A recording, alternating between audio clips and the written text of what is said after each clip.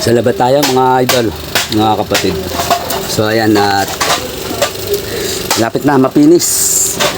Habang nauubos, kinakabahan tayo. Hindi natin alam yung papasok na kalakal, ano? Kung ano. Pero hindi pa naman totally mauubos, ano? Pag naubos yan, kasi mayroon pa tayo doon, ayun, sa taas yung mga baklasin. At okay naman, no, yung takbo kahit pa konti-konti, dahil nga kailangan, gusto ko na talaga siyang linisin. Tsaka yun, malaman natin kung anong kalagayan ng ating puhunan. Talagang gusto ko na siyang maana. Ngayon, habang nauubos nga, medyo kinakabahan tayo. In the quiet of the night, stars shine so bright.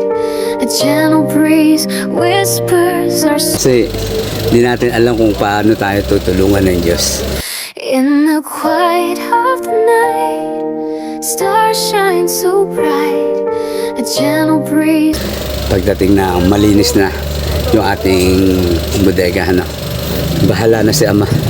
Kaya ating positive, lagi lang tayong umasa at magtiwala sa magagawa ng ating Panginoon Diyos. So sa labat tayo, ayan mga idol. At actually mamaya pagkatapos na ito magsalabat, alis tayo. Punta tayo ng kabilang barangay para humakot ulit ng kalakal. Ayun, nakakakaba. Kasi nauubos na yung kalakal ko. Tapos hindi pa ako nakakapamili ng ayos. Hindi ko alam kung paanong hiwaga ang gagawin ng Diyos sa susunod na taon. Sa Kanya na lang tayo maglagak ng pag-asa.